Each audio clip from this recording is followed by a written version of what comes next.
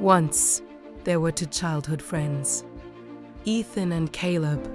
They were inseparable, attending the same school and university. Both were exceptionally brilliant, always topping their classes, and everyone admired their bond.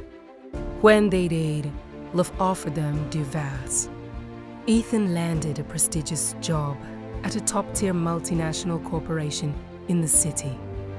The company provided him with a luxury apartment, a sleek sports car, and a high six-figure salary. His future looked bright and secure. Caleb, on the other hand, chose a humble path. He decided to stay back in their hometown and work at his father's small, struggling local diner. Ethan was disappointed and often mocked Caleb's choice. "Caleb, you are wasting your potential," he would say with a smirk. "You have an Ivy League degree, yet you're flipping burgers in a greasy spoon. You should have joined the corporate world like Emmy." Caleb would simply smile and reply, "No work is too small if it's built on a solid foundation." Years passed. Ethan moved away to climb the corporate ladder, and the two friends lost touch. While Ethan became obsessed with titles and status, Caleb poured his soul into his father's business. He worked day and night, modernizing the brand and expanding the menu. Through sheer grit and vision, that small diner transformed into a massive, five-star luxury hotel and resort. Caleb became a hospitality tycoon with a chain of high-end hotels across the country. Despite his immense wealth, he remained the same humble mankind, grounded and devoid of any ego. One day, investment firm scheduled a high-stakes meeting at the city's finest luxury hotel. Caleb, being the owner, was present in the lobby to oversee the arrival of the VIPs. As the delegation walked in, Caleb's heart leaped. Walking behind the CEO was Ethan. He looked sharp in his designer suit, but his face carried an air of cold arrogance. Caleb, overwhelmed with joy at seeing his old friend, rushed toward him. "Ethan, my man, it's been a lifetime," Caleb exclaimed with a wide smile.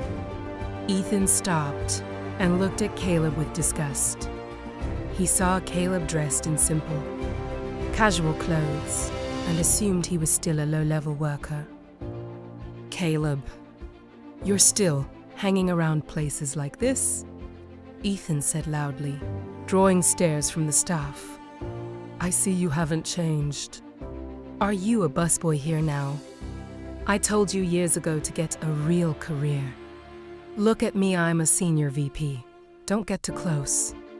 This suit costs more than your yearly tips, and I don't want to serve a wrinkle in it." Caleb was stunned. He tried to speak. "Ethan, you don't understand." "I understand perfectly," Ethan interrupted, mocking him. "You're a failure who stayed behind. Now, be a good employee and go tell the kitchen we're ready. You don't belong at the table with people of our status." Before Caleb could respond, the CEO of Ethan's firm, who had been watching the scene in horror, stepped forward. Without a word, he reached out and slapped Ethan across the face. The lobby went dead silent. Ethan stood frozen, clutching his cheek in total shock. "Sir, why did you do that?" Ethan stammered. The CEO's voice boomed with pure rage. "How dare you speak to him like that? You arrogant prick. This man is not a waiter. This is Mr. Caleb, the CEO of this entire hotel group and my primary business partner. We are only here today because he was gracious enough to take this meeting. Your status isn't even worth the floor he walks on.